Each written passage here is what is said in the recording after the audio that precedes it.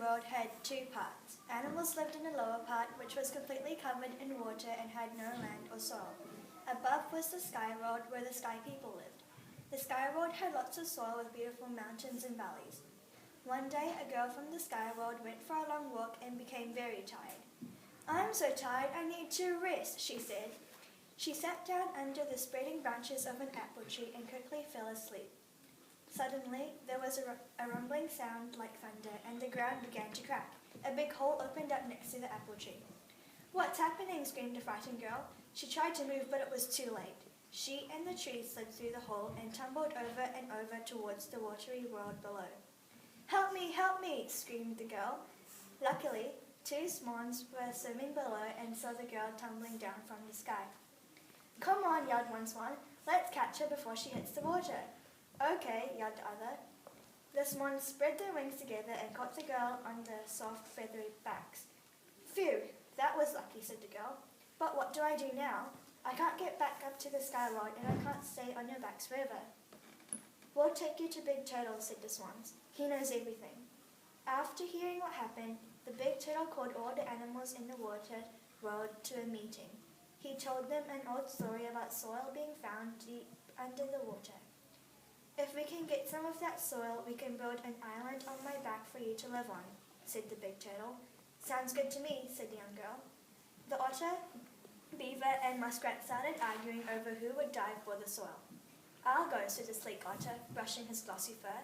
"No, I'll go," said Beaver, slapping the water with his big flat tail. "I'm the best swimmer," said Muskrat. "I'll go." "Achoo!" sneezed the young girl. Guys, will just one of you go? These swan feathers are getting up my nose and making me sneeze." "Sorry," said the swans. "That's all right," said the young sky girl. Then Tosquay the little toad popped out of the water. "I'll go. I can dive very deep," she said. The other animals started laughing and pointing at Tosquay. You're too small and ugly to help," cried the others, laughing. "Be quiet," said Big Turtle in a loud, stern voice. "Everyone is equal, and everyone will have a chance to try." The sleek otter smoothed his glossy fur, took a deep breath, and slid into the water. He was gone for a long time before he came up, gasping for air. "It was too deep," he said. I couldn't dive that far." "Now it's my turn," said Beaver. He slapped the water with his tail as it disappeared. After a long time, he came to the surface again.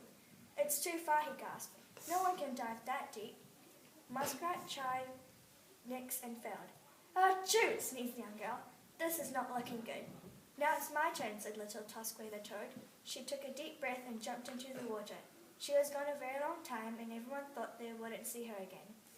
Suddenly, Otter pointed at the water, shouting, "Look, bubbles!" Tosquay's small, ugly face appeared through the water. She spat a few grains of soil into the Big Turtle's back, then fell back into the water, dead. The turtle ordered the others to rub the soil grains and spread them around in a shell. The grains grew and grew until a large island was formed, big enough for the girl to live on. It grew into our world as we know it today, and the descendants of the Sky Girl became the Earth's people. Today, some people say the whole world still rests on Big Turtle's back. When he gets tired and changes his position, we have earthquakes. Toad has not been forgotten either. American Native Indians call her Mashutaha, which means our grandmother. No one is allowed to harm